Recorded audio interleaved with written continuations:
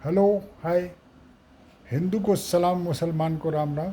तो दोस्तों, जैसा कि आज बहुत दिनों के बाद मैं सोचा कि चलो, मेरी बीवी इतना मेहनत करती है और आलम फैमिली ब्लॉग बोल बोल के दिन रात मेहनत करती रहती है। तो मैं सोचा कि अगर मैं उनको सपोर्ट नहीं करूँगा तो कौन सपोर्ट करेगा। तो इसलिए मैं आज सोचा कि चलिए, जो भी है, जैसी भी है और जितनी भी जानती है वो, मैं समझता हूँ कि कहीं उससे बढ़ चढ़ कर ज़्यादा वो करती है। चाहे बच्चों को पढ़ाने की मामला हो, बचपन से लेके अभी तक, या उनको खिलाने पिलाने का, हर माँ ऐसी होती है। मतलब ये मैं ये बोलूँ कि नहीं नहीं मेरी बीवी ही एक ऐसी माँ है तो वो गलत होगा। क्योंकि माँ जो है अपने बच्चों के लिए जान देने को तैयार रहती है। जान देने का मतलब ये है कि उसको खिलाना पिलाना, अच्छा पहनाना, अच्छे से पढ़ाना लिखाना। अब रह गई बात कि ये बच्चों के ऊपर डिपेंड करता है कि वो क्या करेंगे नहीं करेंगे।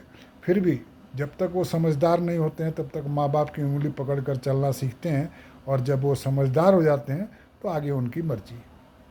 और मैं ये कहना चाह रहा था दोस्तों, आप लोगों से ये शेयर करना चाह रहा था कि मेरी वाइफ जो है ना, वो मतलब आप लोग अगर मेरे चैनल पे नए हैं तो मेरे चैनल को सब्सक्राइब करें, लाइक करें और जितना हो सके शेयर करें, ताकि मैं भी आगे निकल सकूं, मैं भी आगे बढ़ सकूं, औरों की तरह मैं भी मतलब दुनिया में अपना नाम कमा सकूं। ये सब सारी चीज़ें जो है ना, उनको उतना मतलब अ, जो भी बन पड़ता है वो करती हैं। और इसके लिए मैं उनके सपोर्ट में मतलब जब से शादी हुई तब से आज तक मैं खड़ा हूँ। और उन्हीं की बदौलत आज जो भी बच्चे पढ़ाई लिखाई में या नौकरी चाकरी में या मतलब घर को बनाने में या मुझे ट्रीटमेंट कराने में जितना मेरे बच्चों ने, मेरी बीवी ने जितना सपोर्ट किया है, तो मैं समझता हूँ कि अगर मैं कुछ ना कर पाऊँ उनके लिए तो ये मेरी गलती होगी।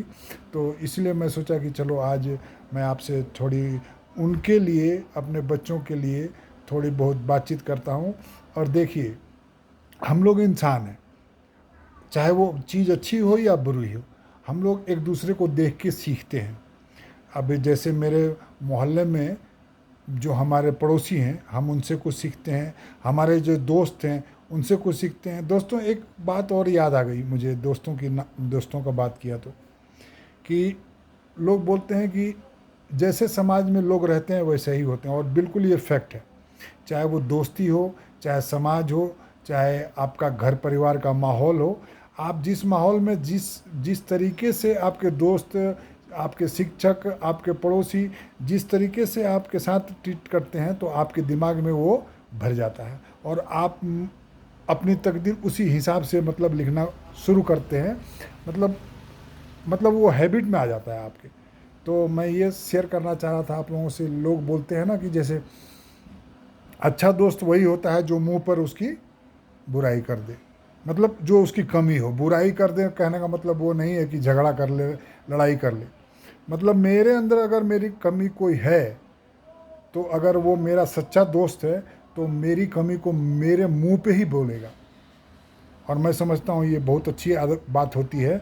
लेकिन अगर वो दोस्त सच्चा है तो। अन्यथा आज के ज़माने में मैं देखा हूँ कि जैसा जूता वैसा लोग पॉलिश करना जानते हैं, कि उसके हाँ में हाँ मिला दिया, अरे मरने दो, क्या करना है इससे, हमको क्या लेना देना है।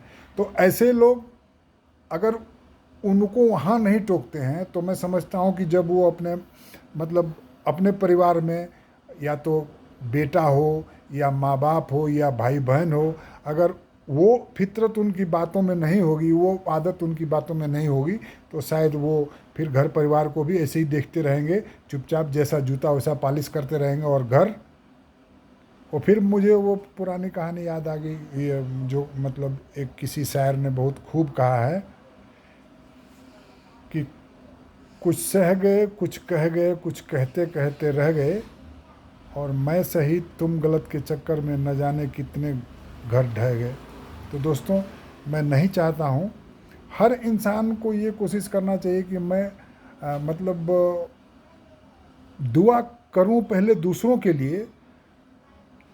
मीन्स अगर हम दूसरों की भलाई के लिए, दूसरों की मतलब अच्छाई के लिए अगर हम कोई दुआ करते हैं भगवान से या अल्लाह ताला से, तो सबसे पहले उसका बेनिफिट मुझे ही मिलता है।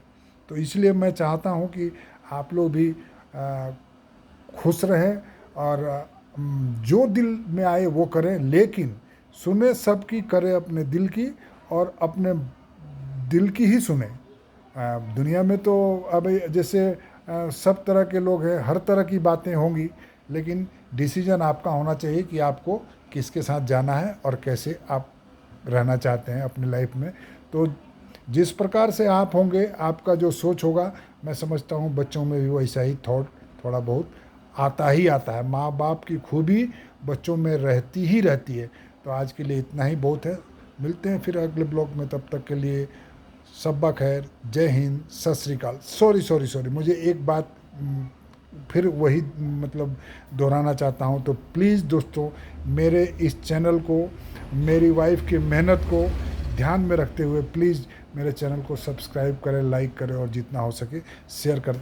मिलते हैं फिर अगले ब्लॉग में, तब तक के लिए शब्बा खैर, जय हिंद, सत श्री अकाल।